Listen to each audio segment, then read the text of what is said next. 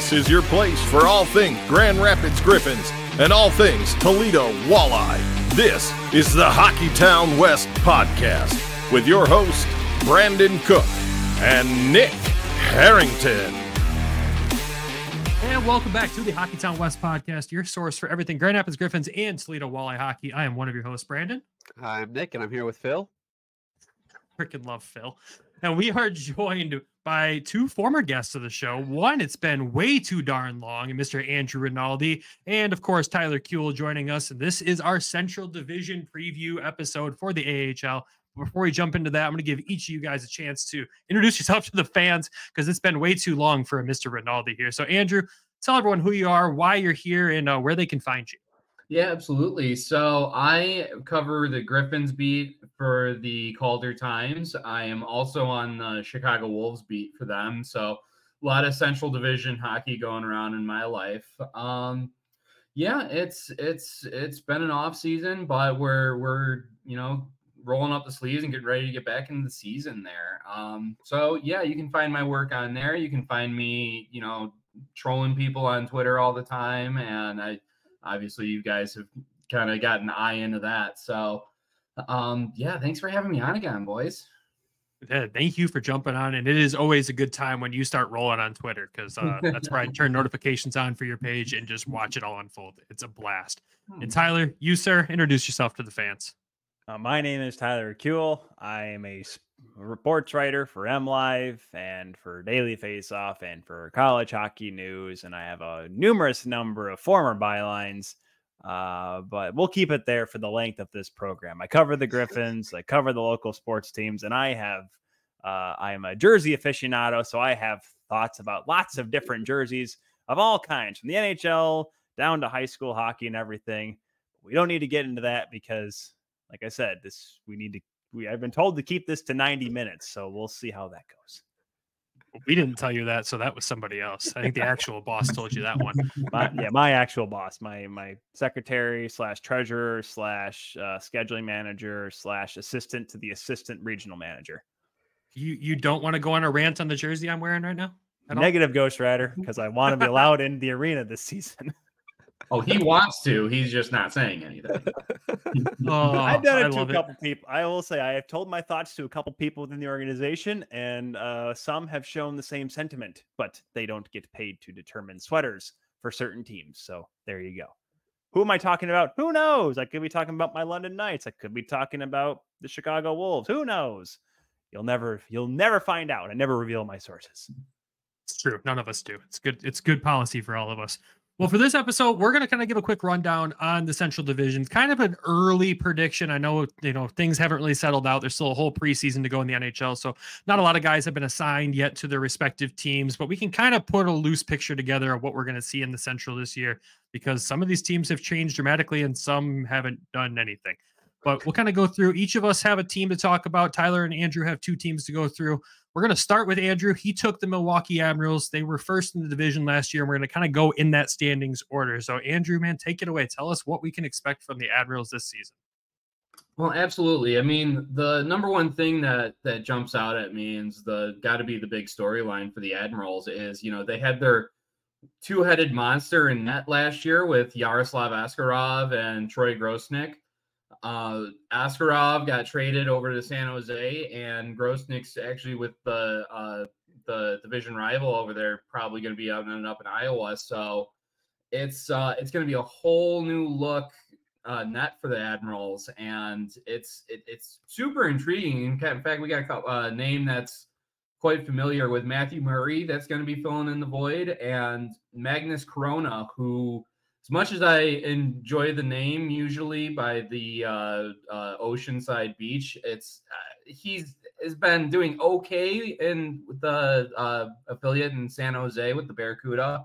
Now he's got a chance to kind of turn the ship around a little bit in Milwaukee. There's Igor Afanasayev isn't there anymore. It's a different look Milwaukee team that we're going to see this season that for the last 2 years has dominated the Central Division, especially in the playoffs. So it's really intriguing to see kind of what they got going on and how there's still a lot of talent there in Milwaukee. You got Joachim Kamel, you got Reed Schaefer, David Edstrom, a lot of high draft picks that are there. Of course, we all are quite familiar with Zach LaRue and his happy little face that's going to be showing up every time the Griffins play him. So it's definitely a new look, but there's going to be some old names and still a lot of talent in that squad. I think there's still going to be a force here in this division coming up.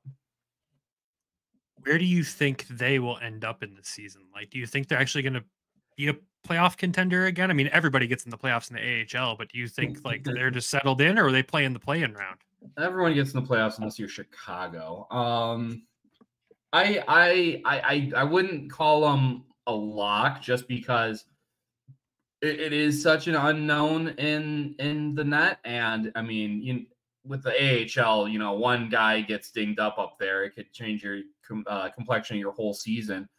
I'll say they're definitely contenders for a solid 3-4 spot, perhaps. And they could jump up and grab that number 1 spot. They could completely fall apart, and it's so early to tell here on, but I still think that there's enough there, and especially up at forward, that this team's they're gonna fill some nets, and they're gonna be very competitive here in the Central. Well, I mean, the Admirals have always had the moniker, especially for the last half decade, of being the really good team during the regular season, then flame out in the playoffs. Unfortunately, the Griffins were not the team they flamed out against this past year. But you look at the goaltending, Andrew, and you see Matt Murray. He was a very well-established goaltender with the Stars, and unfortunately, he just got stuck behind. He was the number 3 goaltender behind Jake Ottinger, who's one of the best goalies in the NHL, and Scott Wedgwood, who's probably the best backup in the NHL. So he's probably coming to the Nashville organization thinking he's going to find a spot somewhere, but that might not be the case now with the tandem they have with the Predators. But Krona, I followed him a little bit. He's a national championship winning goaltender. He won it with University of Denver many years ago. Won it with Carter Mazer and Nancy Tuomisto back in 22. So he's very familiar with the guys, especially with the Griffins and a couple other guys we're going to mention today. But you look at San Jose in general, there's no depth in the organization at all. The teams were just not high quality, whether it be in the NHL and the American League. So I think his numbers may have been a little bit of a skew, especially with having to play Coachella Valley as many times as they did, having to play Ontario as many times as they did. I think Krona's numbers got a little elevated, but maybe with a better system there in Milwaukee, I think he might have some better numbers for sure. What do you set the over-under for LaRue suspensions this year? 2.5. Ah, I like it. It's about checks out. I was kind of hoping he would find a new home somewhere else, but he's got some offensive talent, I guess the Predators like, and obviously they like his game. I mean, he's a pest. He plays his role very well, and it's frustrating. But yeah, it's going to be interesting to see Milwaukee this year. It just seems like they're in a place of unknown. We have not seen them in for many, many years. Yeah, it's early to tell. Again, we're just kind of basing off what we think they're going to look like. But I still think they're going to be quite strong there. And I mean, they've had a coaching staff that's kept them competitive. For as long as I've been on the beat, they've been there in the playoffs, and they've made some noise every time that they've gone into the postseason. So they're dangerous, and you can't ever take them lightly. So I think it's going to be much of the same script for them this year. Yeah, I agree. Their coaching staff is good too. Do they have any big prospects coming in that we should keep an eye out for this year? I know they have. I like Fyodor Svechkov, and I think he was there for a minute at the end of the season in the playoffs. But beyond that, David Edstrom was a big piece that they got in the Askarov trade. And now granted, he's already been traded twice. I think a lot of people might pull that against him, but he was involved in first the Hurdle trade and then the Askarov trade. So considering what he's being dealt for, I think that kind of leads into what organizations think of and what he can bring. And he's a big body in the middle, and that's just exactly Milwaukee's MO too, and just the way that they forecheck, and he's going to be a guy I think he's going to fit in very naturally for the Admirals and how they like to play the game. So I'd keep an eye out for him. I think he's going to make a big impact there for the Admirals. I'm looking forward to see what they do this season. I'm looking forward to the battles of Zach LaRue and Hunter Johannes too. I think that's going to be fun to watch this season in Grand Rapids. Well, we'll head to the next team here. We'll go to Rockford, and that's Mr. Tyler here. So give us some breakdown on the Rockford Ice Hogs. What can we expect? Because we know they'll probably be pretty good this year. Yeah, they have, unlike Milwaukee, they didn't lose.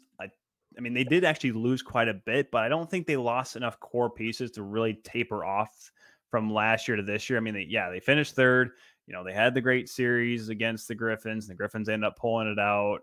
But reality, you look at all of last year, they played the Griffins, of course, 12 times, which is still mind-boggling, but that's just the American Hockey League. But the Ice Hogs actually had a 6-5-1 record during the regular season against Grand Rapids. So they had their number, as is another team that we'll talk about here in this division.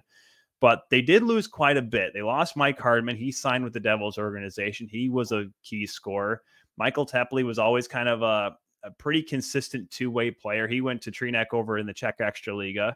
David Gust right now is still an unrestricted free agent. Not sure what is the deal there, if he's looking for a new opportunity to try to find his way to the NHL, because we know Gust has the talent to play some minutes in the NHL. Unfortunately, injuries have kind of hindered him over the last few years. Luke Phillips signed with Washington. Philip Roos went to Ottawa, and Jackson Stauber right now is a pretty hefty candidate over in Utah to somehow sneak into that backup role behind Louis Vmelka. So because I know he's played a little bit so far in this preseason. So that'll be an interesting spot for him. So yes, Rockford did lose quite a bit, but they still have Drew Commesso, who is still the Hawks. Arguably, you can say the Hawks' top goaltending prospect, with Arvid Soderblom still expected to be on the NHL roster this year, with Laurent Brossoit being out for the Hawks here for sounds like a few more weeks, maybe a couple months, give or take. There's still kind of an unknown timeline with him. So the goaltending duo is going to be pretty solid with Rockford. Even if it's Soderblom starts out, we might see either Ben Gaudreau, former World Junior goaltender, and or Mitchell Weeks up with Rockford. So they'll be good on the back end. They still have a really good scoring threats up front. I expect Brett Seney to be back. Landon Slaggert, the former Notre Dame, almost said North Dakota. Can't get those UNDs mixed up, or people will have a religious fight over that sort of thing. Colton Dock, I expect to have some more opportunities to play a little bit more. Cole Gutman's that fringe NHLer. I don't know if he's going to start with the NHL team this year, but we know he can play up there. But if he's down in Rockford, he's going to make an impact right away. There's everyone's favorite, every public address announcer's favorite player. Marcel is expected to be back with Rockford again. I'm interested to see how camp goes, but I do expect to see Frank Nazer in Rockford to start off this year. This kid and this is why I think me talking about him now might just be mute by the end of end of training camp, because he had such a good career at Michigan and was such a big part of the Wolverines making it to the Frozen Four last year. He's a very great playmaker. He's got good skill. I wonder if that's going to translate to the pro level, and I think that's what the Hawks are trying to figure out here. And I was talking to a couple of people over in the organization today, and there's just a lot of expectations that there's going to be a good chunk of forwards coming down that are going to get cut from training camp, because the Hawks signed so many players to PTOs and two-way contracts prior to this year that they're going to have a boatload of talent down the middle and on the wings too. So I think the Ice Hogs are in a really, really good spot in terms of staying competitive, staying in the playoff hunt, and maybe trying to make a further push than they've had the last couple of years. The Griffins fan, that's the last thing I wanted to hear. But yeah, I think you're right. And they also have Ethan Del Mastro. Did I mention Ethan Del Mastro's skills are going to be around? Oh, God, yeah. And Isaac Phillips, another big boy on the back end, too. Louis Crevier, the good 6'8" Quebecer, he's still there. Nazer walked into his first NHL game and scored. And he's obviously got the skill there. And him in the AHL is kind of scary. But that's why I think I think he should be with the Hawks, but it could be a Marco Casper deal where it's like, you know what, we want you to develop more. But then again, I think if you put Nazer on the line with Connor Bedard, I just think there's going to be 65 points between the two of them in the first 3 months of the year, because Nazer will find Bedard shoots, Bedard scores, everyone's happy in the Windy City. That's a terrifying thought. What? Detroit's not even in their division. You'd be thinking the people of Minnesota and Winnipeg and stuff and sending them condolences. Old habits die hard, man. I can't ever find myself rooting for Chicago, no matter what. Oh no, we have no reason to root for Chicago. But I'm just saying, like, if you're talking about the wing side or the Leafs or whatever, it's like, oh, you only play them twice, so just put all your defensive focus on them for 2 games and they're in the regular season. I think what kills us too is like we got Frank's over at Chicago, comes from Michigan. Then you got all these Michigan players over in Columbus. It's just like, come on, like it's hard to root for these teams when you're a Michigan fan, you know? Well, there's enough guys that are on the wings right now. They're from Michigan, Larkin, Copper. There's quite a few. There's enough Michigan connections, I believe. They don't wander far from home. But I mean, the one thing that does have me a little excited, because one thing I missed last season when we were playing Rockford was the Soderblom matchup with the brothers. So the potential that Arvid comes back. No, Soderblom. Remember, Arvid, sorry, that's right. Yep. It's brothers. I made that mistake. Sorry. Whatever. They can fight me for it and they'll win. But yeah, it's gonna be an interesting season. I think the battle of the division is gonna be Grand Rapids and Rockford, and especially with them playing so many times, it's going to be playoff hockey environment every single time those two teams step on the ice together, and it's going to be a lot of fun. But it will be interesting to watch unfold. I think the only thing is with Chicago, and this is what they had to go through last year with Rockford, is that Chicago, they had so much injury problems at so many stretches that so many of their good players, the Senies, Gus, they were up with the Hawks for long stretches of the year. And obviously, Oliver Soderblom was there the entire time too. And I don't expect that to be the case with Mrazek and Brossoit being the alleged tandem for that team moving forward this season. So I think if Chicago, the Blackhawks, stay healthy, and this is why some people think that Soderblom's going to see a lot because the goaltending never stays healthy in Chicago these days. But if everyone stays up the course up in Chicago, I think Rockford's going to be pretty good just about the entire year. Yeah, that's a wicked tandem right there, honestly. So be interesting to watch. I'm excited, but I'm not. You know what I mean? Well, worth mentioning again, the Griffins and the Ice Hogs are going to play again 12 times this year, just in case anyone's curious. It is less Chicago Wolves in my life, which I'm okay with, but I don't like the added Rockford. Well, like, why can't it be 2 more games against Iowa or Texas or something to even it out a little bit? I get it because it's another team outside the division.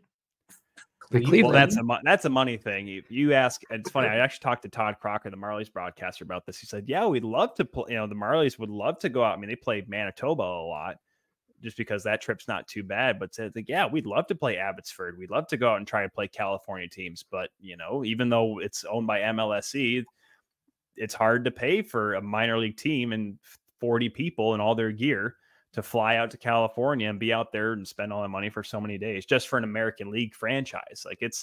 And vice versa. California teams coming out to the Midwest and a lot. If you see it happen, like last year we had Colorado come around, like it's a rarity because those teams have to spend double amounts of money because they're already paying for the NHL teams to go every which way. Now it's like, oh, we have to pay our affiliate too to do that. That's why you don't see that many interconference and interdivisional matchups as you would see, of course, in the NHL. No, they're working on. They've got an AI group that's coming in that did all the scheduling for like MLS, NFL, NBA. There's another group too, and so they're using that next season to plan the scheduling. So you might see a little bit more variety, and they're putting in those costs as well to try to help alleviate, what's going to be the best fuel efficient and all that. Griffins are going to have a Death Valley trip and playing all the California teams, including Coachella Valley, and then come back home and be gone for 3 weeks. Or we just see 15 games against Rockford. Who knows? Yeah, say why not? I mean, at least we like kept Colorado on the schedule this year. Played Chicago 20 times. Yeah. Yeah. At least Colorado's still on the schedule, and there is some added teams this year that we haven't seen in a while. But yeah, I mean, no Toronto, no Belleville, and we're playing Rockford 12 times. Well, Belleville is probably because Yanni Berggren pretty much called the city a trash dump, so that's probably a thing. Toronto, I have no idea because unfortunately, every single time Todd and I were supposed to get together, whenever Toronto would come to town, I'd somehow get whisked away to do a broadcasting gig somewhere, so it stinks. So I'm like, yeah. I'm bummed about that. Maybe I'll just go to Toronto. I'll just say F it. This weekend, I'm going to Toronto. Bring my wife and kid, of course, because I'm not a terrible husband and father. But we're just gonna go to Toronto this weekend. Why? Because the Marlies are playing, and I haven't seen Todd in a few years. Seems like valid reasons. But yeah, That's a good breakdown of Rockford, and we pass it right back to you with the Texas Stars. The Texas Stars, the primary affiliate of the Dallas Stars, which No is always way. hard whenever you write about the two teams in an article, because you actually have to say Dallas and Texas, and then people are like, what's the difference? And I'm like, please. This year's team, so you guys remember what happened last year. Texas was the class of the Central Division. They were kicking everyone up and down, and when you look at their record against Grand Rapids, they went 5-3 against the Griffins, but that's because they played them so much in the first half of the year. And then this strange thing happened. The Dallas Stars realized that Logan Stankoven's a hell of a hockey player. They call him up. And unfortunately, after that, even with Maverick Bourque trying to be by himself, the team started to taper off. And then Bourque got called up, and then everything just fell apart for them.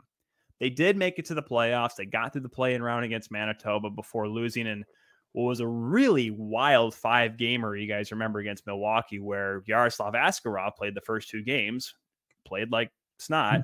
And then Troy Grosnick came in and saved the day and got Milwaukee to face off against the Griffins. So we could have had a Texas Griffins series in the playoffs last year just because of just sheer will by the Stars. But they lost so much, and unfortunately with that, they're obviously not going to get Bourque back. They're obviously not going to get Stankoven back. Those guys are going to be in the NHL forever. But they did... and they also lost Matt Murray, like we mentioned already. Frederick Karlstrom signed with the Islanders. Derek Pouliot signed with Tampa Bay. And Artem Grushnikov, one of their defensemen, signed with Calgary. So a lot of different looks. They still have Curtis McKenzie, the very reliable veteran they have on their roster. Alex Petrovic's another vet that's going to be on the back end as well. That's got plenty of experience. The goaltending is going to be a lot different. We're going to see Remy Poirier back again. I expect him to be pretty much a lock to stay on the American League team all year, all things considered. He looked pretty good in long stretches when Murray was kind of slumping a little bit in the second half last year with Texas. And he did get called up for a few games as well, did Murray too with Dallas. So Poirier saw a lot of playing time last year, and I expect that to be the same. But they also bring in a guy with NHL experience in Magnus Hellberg. We all know Magnus Hellberg. The guy's played for every team except for Utah, it seems like. And first of all, great guy. I got to meet him during his brief time in Grand Rapids a couple seasons ago, and just a fun guy to talk to, super nice guy, good family from what I've been told. And, this is an opportunity for him to kind of be a number one starter. I expect them to kind of flip-flop Poirier and Hellberg because I'm not sure what the Stars perceive either of them as candidates to be considered prospects. I would think they want Hellberg, the more NHL veteran guy, to be maybe that number 3 on the depth chart. So we'll see how that goes early on. But they still have quite a bit of good younger players in the system. Justin Richkoven, he's a guy that I think a lot of people are excited about. I was talking to a couple people with the Stars today, and they expect him to come back down, but he's a guy that could be on the edge of making the team. I was told Mattia Blumel is going to come back down to Texas. I know he was a guy that people had on the Dallas roster, but I guess things at camp might not be going well enough as they think. So he might start down in the American League, down in Cedar Park. Leon Bixell, the big 6'6" defenseman, a guy I've seen since the under 18s back in 21, a really good guy. And it just seems like he's still the victim of a pretty good top 6 in Dallas right now. So I expect him to be a guy that's going to be the first call up if someone goes down with Dallas in the NHL, to be called up, because I think he's got I think he can bring a lot. His problem, Bixell, was because he grew up so big and so fast. It's similar to Elmer Soderblom. His legs just hadn't quite came around yet when he got drafted. And when he came over to North America, he had to really adjust himself to the game. And I think he's really starting to do that too. So I really like his game and what he's going to bring. Cole Lind, I totally forgot Cole Lind signed with the Dallas Stars. I mean, the guy, it seemed like he had an opportunity to really make an impact with the Seattle Kraken. Unfortunately, just due to the fact that the Kraken kept bringing in different players and stuff, he kind of got stuck down in Coachella Valley. So he changes venues. I expect him to make an impact here with the Texas Stars, and maybe could be a guy that if a couple guys go up top, he could maybe sneak into a bottom 6 role. Because I remember when he was coming out of the Western League, that a lot of people were excited about him and thought he could be a future everyday NHLer. Unfortunately, it hasn't happened yet, but we'll see if this way, going through the Stars way, can help him get into the NHL. So lots of different spots for Texas here, lots of new different faces, but I expect them to be a pretty competitive team, all things considered. I can tell based on your sources, your Texas source gave you a lot more info than your Rockford one. Well, I know a few more people down, and ironically, I know more people with Dallas than I do with the Rockford Chicago connection. It's weird. Well, That's unfortunately, fair. a few of my people from Chicago have left Chicago, so that's for I'm sure for Reasons. deserved reasons. We won't go there. Yeah, no, Texas is going to be an interesting one this year, and it'll be interesting to see if Poirier can do the magical things he was doing, especially against Grand Rapids last year. It seemed like every time he suited up against the Griffins, he was doing something that goalies shouldn't be able to do. He went And full he Zane McIntyre. That's what it was. Yeah, he looked unstoppable every time. So it'll be interesting to see if that translates there. And seeing Magnus again too, that's going to be really interesting to see how that dynamic works. I hope he has a sick pad set up with the Stars. I hope that's already been ordered and it looks sick. But yeah, I don't know. It's got to be something. It's either got to be black or green, right? That's what it's got to be. It's got to be. I forgot to mention Christian. Awesome. One player I forgot to mention, and I know I'll get a lot of flack if I don't. Christian Kyrou, another really good young defenseman, 5'10", not the biggest guy, but has some good speed to him, and a guy that can move the puck pretty well from the blue line. He's another impactful defenseman that could certainly turn some heads with Texas. And after Bixell and maybe after Petrovic, he can be a player that can maybe get a look in the NHL one day. I was literally about to ask about him, so I'm glad you brought him back up. One other guy that I'm excited about, just for the Flint connection, is Tristan Bertucci. I mean, he played up here at Traverse City, big defenseman.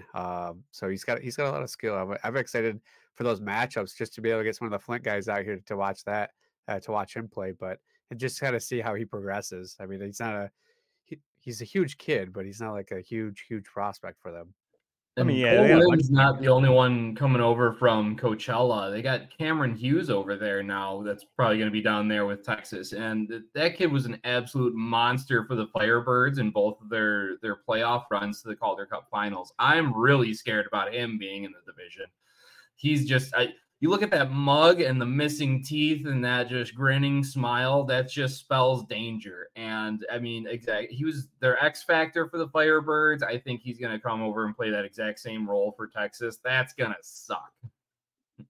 I was about to say, I didn't expect him to be on the NHL roster at all. So yeah, he's gonna bring some for sure. Mm-hmm. Oh, why'd you have to remind me about him? Oh God. Oh no. Yep. That's going to be fun. Yeah, the Stars are going to be interesting. They're just going to be interesting. I know they'll compete and we know they'll be in the picture for sure.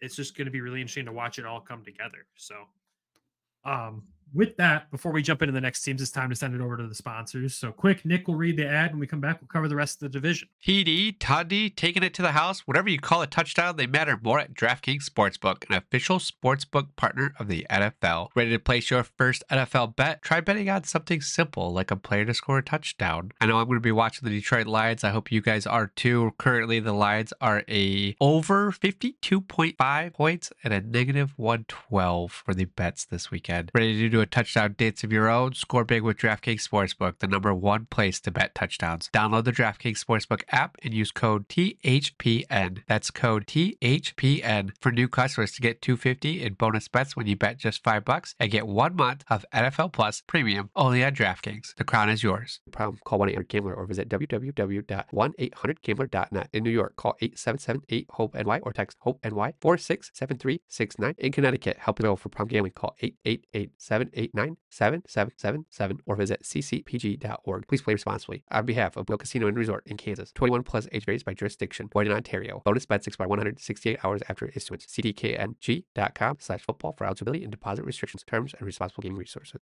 This show is sponsored by BetterHelp. What's something you'd love to learn? As an adult, do you make time to learn new things as often as you like, or was that lost in childhood? Kids are always learning and growing, but as adults, sometimes we lose that curiosity. What's something you'd like to learn? Gardening, a new language, or maybe how to finally beat your best friend in bowling? Therapy can help you reconnect with your sense of wonder because your back-to-school era can come at any age. Therapy can help address anxiety or fear of speaking another language, or help you learn your own personal learning strategy. If you're thinking of starting therapy, give BetterHelp a try. It's entirely online, designed to be convenient, flexible, and suited to your schedule. Just fill out a brief questionnaire to get matched with licensed therapists and switch therapists at any time for no additional charge. Rediscover your curiosity with BetterHelp. Visit BetterHelp.com/THPN today to get 10% off your first month. That's BetterHelp, HELP.com/THPN. And welcome back. All right, now to the next team, which was assigned to me, and it's the Manitoba Moose. And this is an interesting one here because as of right now, it doesn't look like a lot of changes, and they could be missing one really big piece if he makes the NHL this year, and Brad Lambert.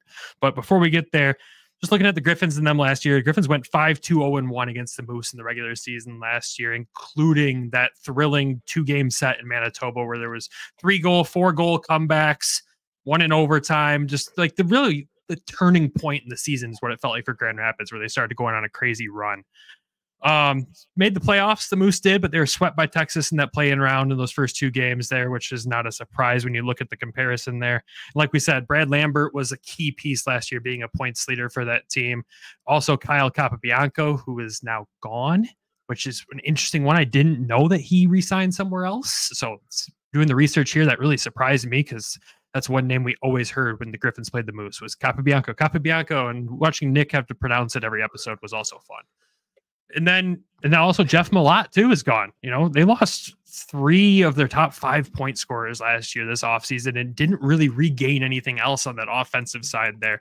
What is good for them is they still have what I would consider Winnipeg's version of Sebastian Cossa and Thomas Milic in net. The guy they put in the ECHL for his first year, becomes an ECHL All-Star, comes in and really impresses and kind of carries that team into that playoff run last year. They still have him. They did lose Colin Delia, which I don't know if that's really a loss for them. I think he's kind of just that NHL veteran paired with the rookie. I don't really know who they're going to put in net with Milic yet. I think that's kind of an up in the air question so far. And a good guess, given the fact what do you got? Eric Comrie. You think so? Jets? Yeah. No, excuse me. AHL bounce around waivers legend Eric Comrie. I don't. It's because isn't it? It's Hellebuck, and I'm trying to think off the top of my head right now. Who's the other guy in Winnipeg now? Pocket. Yeah. Yeah. Could get interesting. Yeah, it could be interesting. You're right. It's more or less who'd want Winnipeg to play. Sorry, Cookie, didn't mean to stop you there. No, you're good. You forgot to mention also Eric Comrie, 3 games with the Red Wings. Eric Comrie. So. Like I said, he's a Magnus Hellberg. He's pretty much put on the colors of every team in this league outside of I think maybe Calgary. Yeah, it is interesting to see that they also lost an assistant coach this season. They picked up a new one out of the WHL, so that maybe will change some things there for them. Some returning guys outside of Milic is going to be Nikita Chiprikov, which we also know just tormented Grand Rapids last season. And I didn't want to see him come back. He's so darn good. And Elias, I'm going to mispronounce this last name so badly, but Salmonison. First year in the AHL after playing in Skellefteå last year.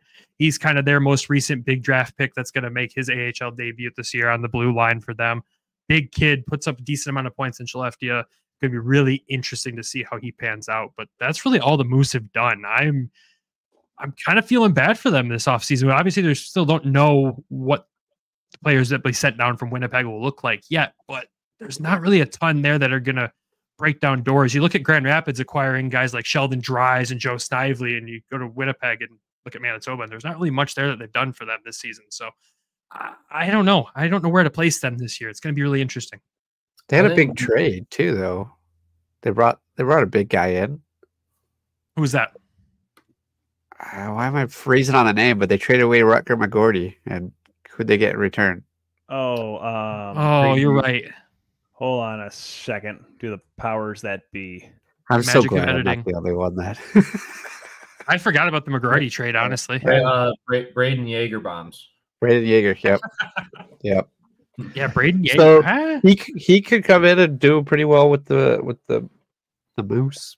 I think the Moose will be really handicapped early on because Ville Heinola was supposed to be a big anchor on the blue line up there in Winnipeg. They're thinking maybe this kid can finally get over that hump and establish a position there on the blue line. And he had like some kind of, I don't remember what the report was, but it was some kind of like infection or something that's going to keep him out. So here's what happened. For those that don't remember the story with Ville Heinola, he took a puck off his ankle the last preseason game last year against Ottawa. He was a lock to make the team. He was going to be a full-time NHLer. Fractures his ankle. Doesn't come back until January. Plays the rest of the year with Manitoba. Find out heading into camp that Heinola, with one of his screws, there's an infection from one of the screws in his ankle. So I don't know when it started, but yeah, this kid has had terrible luck, and a guy that I really thought last year was going to make a big impact with the Jets team. And now seeing him have to probably miss, because Scott Arneal, the head coach for Winnipeg, already said it's not a day-to-day thing. This could be weeks to weeks, or it could be longer. No one's saying American or Canadian Thanksgiving yet, but we're heading in that direction, because you have to, if I use my minor Grey's Anatomy here, with a fracture, with an infection like that, you don't just have to take the screw out and heal the bone and make sure it's cleaned up and stuff, but then you have to reinsert the screw if it's not fully healed, because that was what happened with the fracture. So you have to pretty much do not just, clean up the ankle and everything, but also almost do a pseudo surgery to fix the fractured ankle from the year before. I don't know if it's going to be January, but there's no optimism around a soon return for Ville Heinola, to say the least. And that, the vibrations, the fallout from that is now you expecting maybe Hayden Fleury or Dylan Coghlan to be up there in Manitoba. Now he's got to get pulled up into the lineup for the Jets just because to fill in this gap. So that's not great for the Moose. So they're already looking a little shorthanded. Now that's just another big blow to them.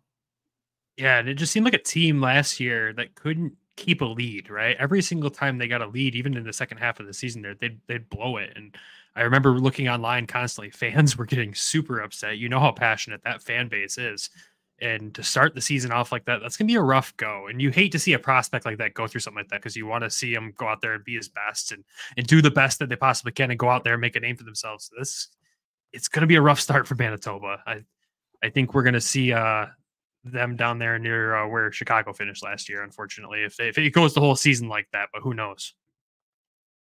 But we'll move on to the next team here, which is assigned to Mr. Nick over here, the Iowa Wild, with our favorite old head coach on the assistant coach side there, Ben Simon. So we go from one great logo to a terrible logo, the Iowa Wild. So Chicago, we still have Chicago next, so that would be next. But so Iowa, our favorite team to play against Grand Rapids. We beat the crap out of them.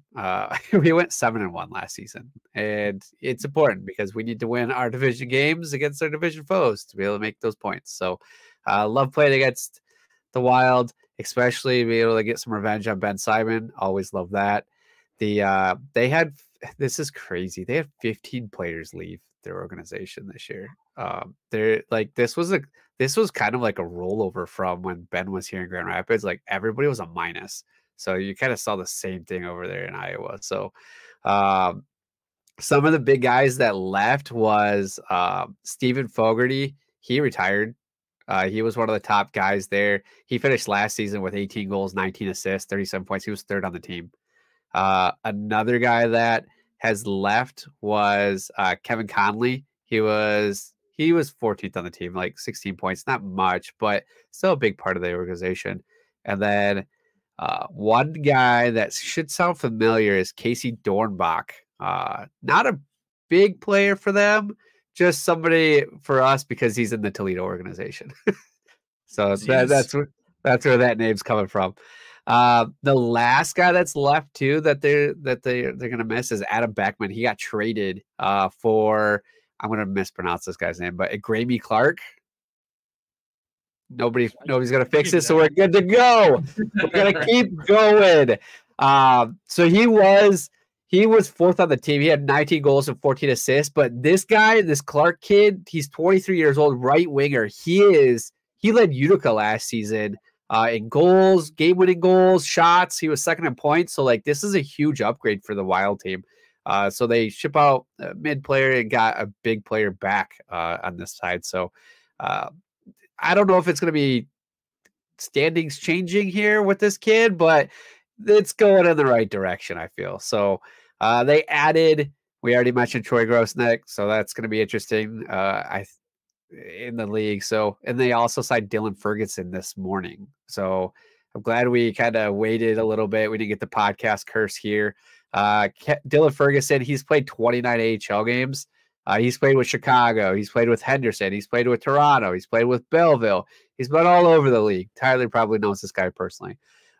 He's 15-7, 2.56 goals against, and then 0.915 save percentage. So he's a decent goalie. I don't know if he'll be starter, backup, but at least he give Troy a little break every once in a while. I know Troy's getting a little bit older, but so that's what they've gained. That's what they've lost. I don't think they're gonna do. I don't think it's enough to bump them up. I mean, I don't think they're gonna finish last where Chicago was gonna finish last year, but I think they'll do a little bit better. The big thing here is that last year, if they were leading after the first, they were 10-1. If they were leading after the second, 11-1.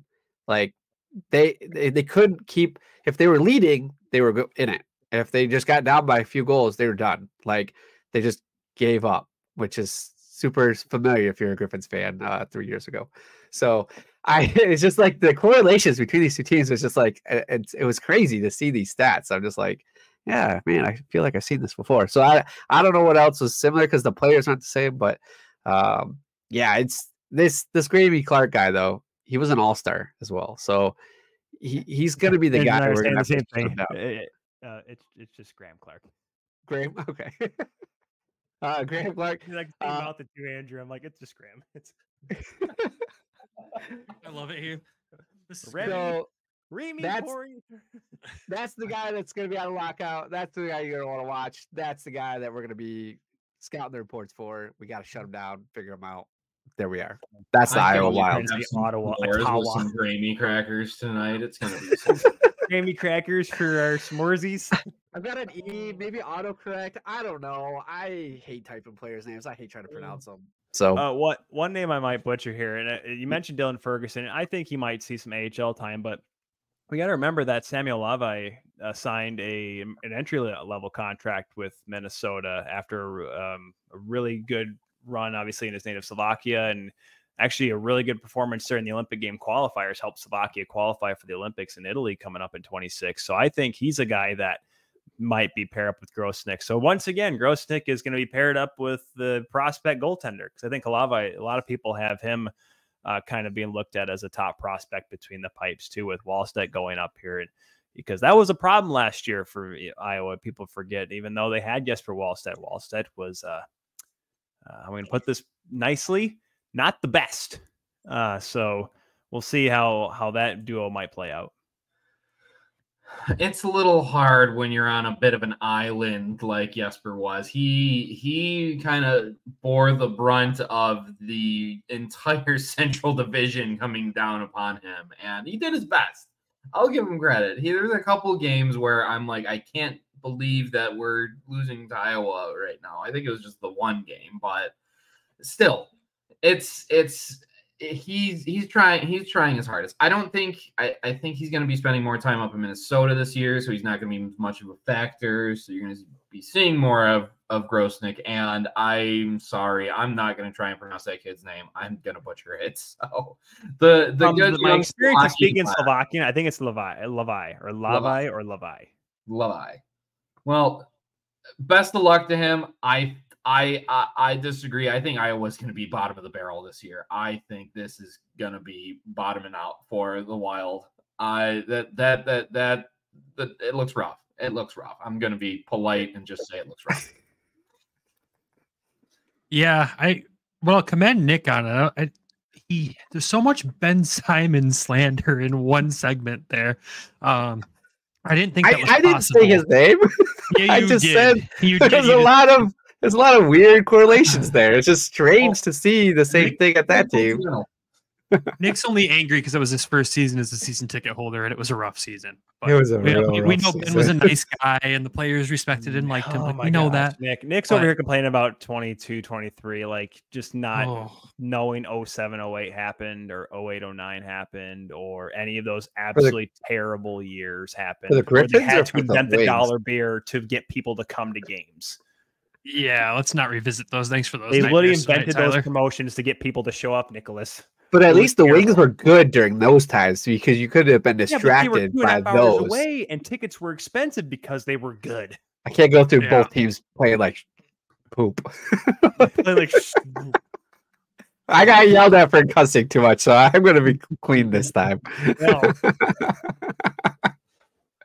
Yeah, Iowa's going to be an interesting case, and we got to remember last year too is they had to take the brunt of Minnesota having injury after injury Yeah. after injury, and basically And by all the second half of this, penalties they're taking with the Parise Suter nonsense too. Like that's Yeah. Oh my gosh. I mean, by the second half of the season, the Griffins were playing the Iowa Heartlanders in the Yeah. AHL, basically, is what it was, and they weren't even a good ECHL team. So you get what you get. I don't think they're going to be. I don't know if they'll be bottom of the barrel. It'll be interesting to watch. They could I think surprise so. us. Who knows? There's a couple key pieces there that might do well. And I don't think we'll see Jesper much, and which makes it really interesting when you look at the Central Division last year. Jesper Wallstead, Askarov, and Kosa. Now you just got Kos, which cool. I like that. And Adam But- Shield, don't forget Adam Shield. That I'll never Rinaldi's been forget talking Adam about. Shield. He tormented us in the Toledo Yeah, season that we started Toledo. covering. We won't talk about him. But yeah, interesting stuff. But we'll pass it over to Mr. Rinaldi here for the last team, the Chicago Wolves. Nick hates their logo. We'll just throw that out there. before we It's get It's started. a terrible At least they, logo. you know what? Oh, Say they this, just the had Wolves this at least whole haven't- thing on social media about how their logo's the best, and they got torn up for it. As they should. Yeah. I'm sorry that the Wolves have the gall to not change their logo or anything about them. They've had the same thing for 30 years. And you know what's wrong with it? Nothing. It's cool. There It's vintage. Keep it. Their They aesthetic broke, is don't fix so it. unashamedly 90s minor league hockey. It's endearing. I'll give it that. It's Do very they still have fireworks in that rink? Because I know they absolutely. It's like a Rammstein concert. Are you kidding me? It's they're incredible. the only team that does it anymore. Like, I mean, there's lots of like, you know, 90s safety minor hazards league and smoke on the hockey. ice, but it's still cool. Uh-huh. I still like it, no matter how many times I go there, the first one firework that pops off still jolts me. I'll admit to that. But obviously last year was that last gasp of truly minor league hockey for the Wolves. You know, that IHL spirit kind of really trying to carry on. And what did that get them? Oh, it was right to the bottom, and it was from day one, and they never looked back. That was bad. It was a lot of bad hockey. I was witness to a lot of bad hockey in Chicago, and it was just disorganized. They had I just feel like a bunch of big vets came in, like Rocco Grimaldi and Chris Terry, and it just like there's just no cohesion there. And then you had Bob Nardella behind the bench. Okay, I'm enough about last year because the Wolves sent that hey you up text back to the Hurricanes. They got the booty call is now back into a situationship, and they're signed in for 3 years. So it's going to be a way different Chicago team with a lot of really interesting names, actually. It's still kind of depending on what happens up in Carolina. Now that Jesper Fast has unfortunately fallen to a season-ending injury, there opens the door for a lot of young players. Bradley Nadeau, I think, was guy maybe be in Chicago. I think he's kind of slated in pretty solidly up there in Carolina. Maybe Jackson Blake. But if he doesn't make that team, now he comes down to Chicago. You got him. You got a couple other guys. Felix Unger-Sorum's another one is very interesting. Ryan Suzuki is back. You guys might have remembered him from the first affiliation with Carolina. Where I think this team is really going to shine is on the blue line. I think they have a ton of depth, and they have a lot of guys who can skate and really move the puck. You got Scott Morrow, who, again, if he's not making the Hurricanes, which I don't think he will, they got a deep blue line up there. I don't see a reason to bring the kid up and have him either sit in the press box or play 10 minutes a night. I think you sit him over in Chicago, get him playing all those minutes in every situation, get him really kind of acclimated, and then first call up, boom, he's probably not coming back. But beyond him, you got, Ty Smith, you got Dominic Vansores coming back, Ronan Seeley, Alexi Hemosalmi. I believe I'm pronouncing that right. Sounds good. Yeah. And they've added a couple of veterans with Joachim Ryan and Riley Stillman. So there's a ton of depth, and all these guys can, like I said, they can really attack in transition, which when the Wolves won the Calder Cup, I thought was their best strength of their team, was the ability to escape pressure, move the puck up, and now you got their forwards attacking with numbers, and boom, puck's in the net. So I'm not the biggest fan of what Carolina's built up front for them, but it looks like Rocco Grimaldi is in training camp with the PTO. I wouldn't be shocked to see him returning back to Chicago once, he's kind of had his time with the Carolina coaching staff and all that, kind of giving them a look. And you got Spencer Martin in that. He's a very capable, number 3 goalie in an organization. So it's a ton of NHL experience. I think this is, I don't think they're going to be top line competitive in this division, but they're not going to be the easy W that they were last year. I think that ship has sailed, and this is going to be a way different team. You hope so. I just don't know how it's going to work. And I know the Wolves needed to find an affiliation, and the Hurricanes needed to find one as well. So it's kind of unfortunate, just a victim of circumstance, because I still know people that were not happy of how things were being handled in the previous run of affiliation with the Hurricanes. And people have to remember, there is an AHL team in North Carolina, down the road from Raleigh, that the Hurricanes were with for a long time. Wonder why that's not the case anymore. Just saying, it's unfortunate because it's tough.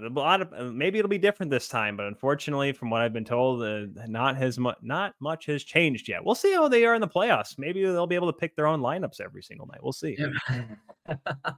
If the W's start out, my theory is that if there's W's, everyone's happy.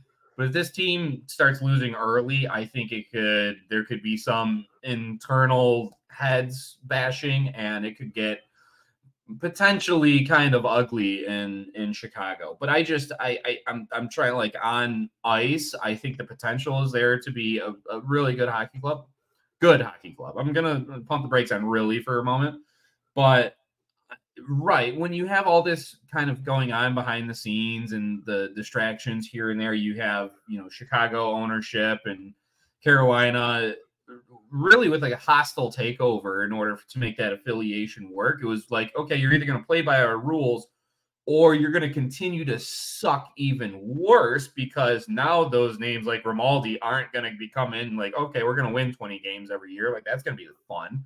So it's going to be a culture change. And, this is the real, like I said, the real last gasp of truly independent hockey now being snuffed up by Carolina and just taking over complete control of the hockey operations and saying, you're doing this our way. You don't have a choice anymore. And it's definitely rubbing a lot of people wrong in Chicago. If the team wins, no one cares. When he cares everything. Well, the team won in 22, and people still were angry about it. They were still mad. Why are you playing Dylan Wells? We have Kachekov. Well, right. I think we need to kind of dial it back and realize that 22 team was built with a lot of veterans. I mean, Stefan Nazin was in the AHL, for Christ's sake. So Josh Levo, Andrew Podorowski, Alex Lyon, they literally went who are the best AHL free agents? Let's get them all and bring them to Chicago. And if there's a little more cohesion, a little more happy kind of, you scratch my back, I'll scratch yours, then it's a mutually beneficial relationship. If Hershey and Washington can do it, why can't these teams figure it out already? That's another talk for another time. But because they've been together for 15 years or however long it's been. Figure it out, man. Yeah. I mean, for me, I'm the biggest Chicago Wolves hater there is. Like, I'll go toe to toe and argue that with anybody. I had to sit there as a kid and watch them skate around with the cup back in '99, and I hate them. I hate them. You know, But I I was want- the same way too because I'm just saying I was the same way too. And then unfortunately I met a bunch of people in the organization and I'm like, oh, you guys are nice. Well, that's where I was going next. Is they're a storied franchise in this league. You want to see them competitive. You don't want the easy W to be the Chicago Wolves. You want that battle between Grand Rapids and Chicago because that rivalry has been fun for years. Beating up on them last year was fun, but it got boring after a while. So hopefully they do figure it out and make this competitive and get back to what they know and not just being fireworks being the only thing that drags fans into the arena. Because they do have some incredible fans that love this team, that want to see them win. And God, last year was just torture for them. And you feel bad. You genuinely feel bad, and you want to see them do good. So that's where I'm at. And that's the only praise I'll give that organization for now. When I was told they still sold more tickets than the other team in Illinois in the AHL, from what I've been told. Their arena's like tiny though, isn't it? Chicago or Rockford? No, Rockford. Yeah, but No, we watched games on AHL TV last year, even except for the couple playoff games. Like you could hear an echo. It looked like in there. I know, and I've heard the environment in Rockford's actually like really good. It's one of the trips we might make this year just to understand it, because we've had like 10 people tell us it's a wild environment, but when we watch it on TV, I'm like, I can hear a pin drop. I don't understand. Who knows? No, Allstate I'll Arena, get hate in the comments. Allstate Arena is a major sports arena. Judging So. by the amount Right. of trash that they threw on the ice, it seemed like there was a lot of people out there. That's an absolute fact there. Moving on. Yeah, it's the Wolves are gonna be interesting. Like I said, I hope they're competitive. I see them making that play-in round if they figure it out. And I still see, Iowa, Manitoba maybe fighting it out for the bottom this year. Who knows? But I just kind of want to get, I guess, the three of you. We'll start with Andrew. What do you think this prediction for the standings at the end of the season is going to be? Way too early to predict standings call here. No, we're going to hold you to it at the end of the season. I will not. There we go. We'll Yeah. we'll come back. Blow up my mentions when I'm wrong. Yeah. I'm trying not to sound like an homer. I'm going to be completely objective with this. You're going with the Wolves? The best goalie in the division. I like the Dries and the Snively ad. I think William Lagesson is really underrated to be a big producer there to kind of help fill in the Edvinson minutes that are going to be missing. I'm just gonna say second, just so I don't sound like a homer. Maybe Texas first. And then Rockford, if I'm expecting Nazar to be up in Chicago, but again, they still have a really good squad there to finish up. And so I think, we could be seeing a Griffins Rockford rematch. I think Milwaukee's going to end up around 4. I mean, they still have a very strong identity, but I mean, it's so hard to replace what Askarov and Grosnick were able to bring last year in that. And I'll put Chicago in at number 5, Manitoba at 6, and then our corn husking friends in Iowa down there at 7. Friends. I like it. Nice. Tyler, your turn. Well, the thing is, I hate doing predictions in general. I know my you do. wife and That's I, why I want you to do one. we do like our weekly NFL and college football picks because we know it's just one game. But an entire season, like so much can go wrong, right? You talk about Kosa being the best goalie in the league. Well, you know what? He could tear an ACL in game 1. Well, don't put that out there. I'm just telling you that that's a possibility. The same thing could Tyler's happen. last appearance on the show. The fuck? And you know what? Zach LaRoe could be a 55-point and 54-5 goal scorer. That could happen too. Like there's all these weird possibilities that can happen. We just we can say we can follow trends and analytics and all that stuff, but it's just like I don't want to put the Griffins first because just with really since the beginning of the affiliation between Detroit and Grand Rapids, there's always been enough Red Wings to have gone down where key players have had to have gotten called up from Grand Rapids. So that's why I don't think they're not going to get off to a slow start like they did last year. So I'll put Grand Rapids at 2 for the sake of this conversation. I'm going to go out. I'm going to be the only person to say this just because I'm going to go on the trend here. I will put Milwaukee back at 1 because somehow, some way, they'll get on another weird hot streak and they'll play the right kind of hockey at the right time, jump over a few teams. I think Texas will jump Rockford. I think Texas will go to 3, Rockford 4. And then I will slap Chicago in 5 because Andrew talked me into it. I'll put Manitoba at 6. And unfortunately, yes, Iowa at 7. That'll be my picks. Well, just because of how that whole conversation went. Sorry, folks. It's Tyler's last appearance on the show for putting that negativity out in the universe. Holy shit. I'm not saying it's going to happen. I'm just saying if it happens, you're going to be a dead man. Like that, I feel like the entire state of Michigan will be after you, Tyler. We have There's to be a report in Denver in a couple weeks. Man found dead in the mountains, the Rocky Mountains. Unrelated, but Sebastian Costa is out 3 to 6 months. Yeah.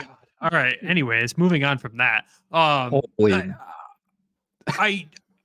There's some stuff I don't disagree with in what you said there, but I'll let Nick throw his prediction out there before I throw mine. Because I think you already know I'm going to be a total homer, but we'll just let Nick roll here first. Oh, I wish I'm going to write them out because I feel like I'm going to lose track as I go through. So welcome to the late nights with Nick. So I'm going with what I think on paper is going to be the best. This is how it's going to finish. And I'm going Griffins. I'm going to be a total homer. I don't care. This team, they're going to have Nate, they're going to have Marco, Ammo looked good this weekend and last weekend too. So I think there's going to be a huge increase here.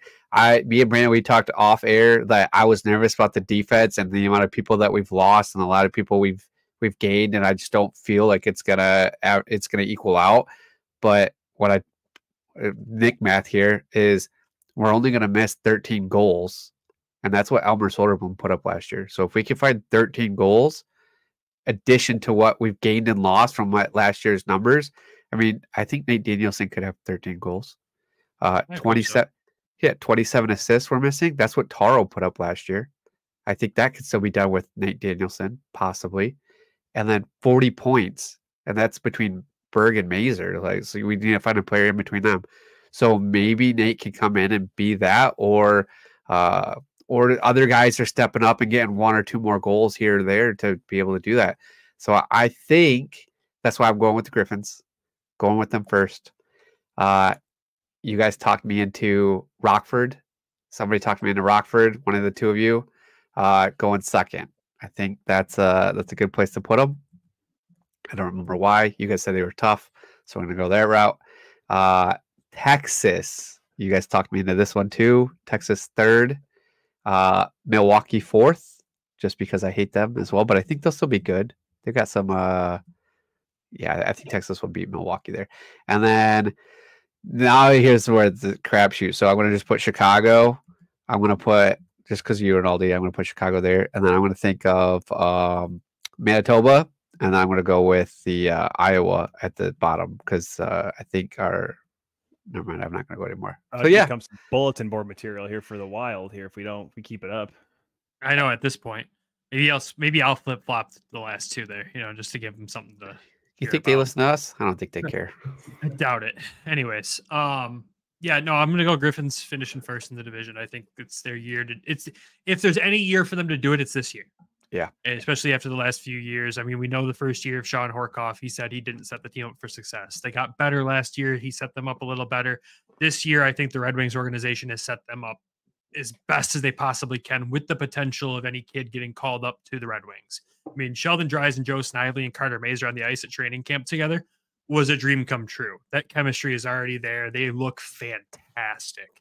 So that right there just made me feel good. And Costa looks even better than last year. And I don't know how that was possible, but they're going first. I'm going to do Rockford 2nd, Milwaukee 3rd, Texas 4th, Chicago 5th, Iowa 6th, Manitoba 7th. That is my breakdown. Which apparently, according to Cookie, what he just said, it was flip-flopped up until about 5 minutes ago.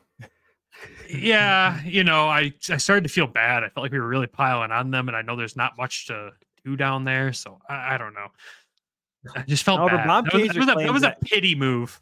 Kaiser claims that the Wells Fargo Arena there is one of his favorites to go to visit. He likes the press box area, the ability to how easy it is to get from the hotel to the rink. He says it's one of his favorite barns in the league to visit. So I guess they got that going for them. I mean, Utah played there the other night, so it makes sense. Yeah, Utah scored their first goal there the other night against themselves. The wrong way. They're still trying to figure it out. But they're an NHL team. I'm Delta didn't look too bad. I saw the picture of their rink last night. I know there's gonna be a lot of obstructed seats, but it looks like a good venue for hockey for the most part. Honestly, I'm excited for them. I think it'll be fun. But we've got you two. The way I want to wrap this episode up is I just want to get your thoughts on what you see in the Griffins coming into the season. And I'm going to throw it to Tyler first here real quick. Just based on what you've seen from training camp and the early predictions here, what are you feeling for the Griffins this year? What are going to be the high points and what are you concerned about? Well, the different faces that are going to be on the team without having Berggren, without having Edmondson there. The type of guys are going to have to step up. I still have questions about the power play. Until I see improvement on the power play, I still have questions about that.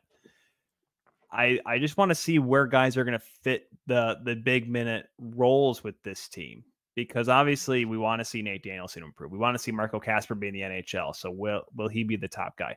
Carter Mazur, I think, is almost eclipsed Marco. At some stretches last year, Mazur, I think, eclipsed Kasper in the depth chart of where the Red Wings had him. So I want to see if Mazur can take a further step this year. I do believe the Griffins will be good again this year. It just, will they find that camaraderie that they found in the second half of the season last year from the get-go? Because if they do that, then yes, Nick and Brandon, you guys will be correct. And there will be a easily one-sided number one setting for the Griffins by the end of the regular season. It's just if they can quickly make these adjustments on the fly. Because remember, they don't have as much training camp as some of the other American League teams do. They don't play exhibition games. They have about a week or so together. It's not like this, and as some AHL teams, they have a week and a half, maybe play a couple exhibition games, get to know each other. It's the Griffins' way they've done it for the last few years is, all right, Red Wings training camp's over, preseason's over. Griffins, you guys go to Grand Rapids and we'll see you later. So that's where I think I want to see if this team can get a good jump and a good start at the beginning of the season rather than wait till Christmas to figure it out. What I'll add to that piece that you added there is what I've noticed is I think we're going to see a lot of Griffins play a lot of preseason time in Detroit, like your Marco Kaspers, your Carter Mazur. Hell, I think we'll see Amadeus Lombardi play some time up there too. I think they want to start to understand what they've got there. And, another piece that will most likely lose is Albert Johansson, which is a concern there too. But God, he looked incredible in the red and white game. The most aggressive I've seen him play in so long. But the camaraderie, I think, will start to work out early. I know, like, Dids and Shiner and some of the guys have already been doing stuff in the offseason together here, getting together early. And some of the guys like Snively and Dries will start joining them soon from what we've been told. So I think they'll start working on that stuff earlier because they saw what happened after their rookie party they had in Texas last year and what it brought the guys together, and boom, they were off and running. So I think that'll happen a little bit sooner, but yeah, there's definitely some question marks on how they're all going to mesh together. But the early pieces we've seen, it looks promising. Andrew, what are you thinking? For me, it's kind of, so like last year was, obviously Dan Watson and his crew's first year, and they came in after a couple of non-playoff seasons. Team was kind of in the gutter, and they really kind of established a culture in this team that of winning hockey. And I just want to see that and to be built upon and to establish that even further. And, kind of tying into what Tyler said when it comes to the camaraderie and everything, by now it shouldn't take till December to kind of get that all cleaned up and to start playing winning hockey. The culture has been established. It should be off the ground and running pretty early on here. And, when I look at the playoffs, from this past spring, when seeing guys like Taro Hirose and Matt Luff leaving, some big veteran presences, it hurts, but honestly, I didn't see a whole lot from them in the playoffs that really got me going, oh man, we're really going to miss those guys. It was a lot of the young kids carrying on, and They brought in Sheldon Dries, over a point a game scorer the last 3 years, and Joe Snively, who, I mean, I was talking about playoff monsters. I don't know if it gets any bigger than what he did for Hershey the last 2 years. Getting those guys rolled into that culture as well, I think could create something really special here for the Griffins. And for me, it's all just about continuing that momentum that was established last year. Yeah, I like that. And especially the culture piece. It's nice to have the culture that Dan Watson and co have put in place that's going to carry forward automatically. And I think that's just the tone that's been set up and down the organization from Toledo all the way to Detroit. It's the same president from every coach. They want the same thing. They expect the same thing. And they all expect, it doesn't matter who you're playing for. It doesn't matter what jersey you're playing in that night. You're playing for this team and you're going out there and give your damn best for that team. And that's what we've gathered in the off-season chats with players and coaches and everything. And it does make us very excited for what we're going to see, especially after what we witnessed in training camp. Nick, did you have anything you wanted to add to that before we wrap this up? Yeah, I forgot to, so looking at what we need to increase for like goals and assists, I forgot another player that could potentially help make up some of those points that we've lost was Michael Brands-Nygård. So that would be another, I don't want to put too much pressure on Nate Danielson, but Nygård could, chip in a few goals or assists there too. So that would help the transition over to the AHL for Nate, Yeah, let's end the episode with the most hot topic question. Andrew, MBN, is he in Grand Rapids or the SHL? I'm gonna say the SHL. Put him up there with ASP. Why not? We're already keeping it with the three letter acronyms. Just keep it rolling, keep the momentum. I love it, and I just because I don't want to set myself up for failure. Tyler, I think the same thing as well. Just because I mentioned it before. Like Eisman doesn't like green bananas, so I think he'll get more playing time over in Sweden. He'll get those first line minutes. He won't have to battle with anyone for first line minutes. He'll come over after a couple of years. Worked for Seider, worked for guys like them. And so why wouldn't it work for a guy like him? So I'd say that'd be the best way to stay in Europe. All right. Our takes were I'm in the sorry, last episode. I'm sorry for the boring take there. Let me say he's going to be in the American League first line, 65 points. Okay, we didn't say that. Well, then we're good. We're winning the cup. You want to change your standings now? Oh, God. First in the league, not even the division. Well, before this gets any more off the rails than it already is about to get, thank you both so much for taking time to do this. We appreciate you guys so much. Hopefully, Andrew, it's not another year before we get you back on the show. Hell, you haven't been on the show since we did video. This is that's how crazy. That's how long it's been. And Tyler, as always, man, thank you. We appreciate your insight and your stories and your jokes and everything that you bring to the table here. It's always fun. Yeah. And Nick, thanks for bringing Phil. I appreciate it. I just show up. I don't even know if my mic works. It's grandest question of all. With that, everyone, we'll wrap this episode up. Thank you for tuning in this week. As always, shout out to our sponsors, Everything Hockey. Make sure you have everythinghockey.com. Use code WEST, save a few bucks off your order. And, of course, the show sponsors, BetterHelp and DraftKings. Thank you. And and the Hockey Podcast Network for making us great every single week with being fantastic hosts. Thank you, guys. And on top of our sponsors and the network, of course, our Patreon subscribers. We couldn't do the show without you. And our current Patreon subscribers are Lori, Allen, and we have Derek has now been added. Thank you, guys. We appreciate the love and support. Until we talk again, everybody, go Griffins, go Walleye. Love you. Bye. Thank you for tuning in to the Hockeytown West Podcast. Be sure to check us out on Twitter at HockeytownWPod and your host, Nick at GR Hockey Guy and Brandon at BrandonGR Hockey.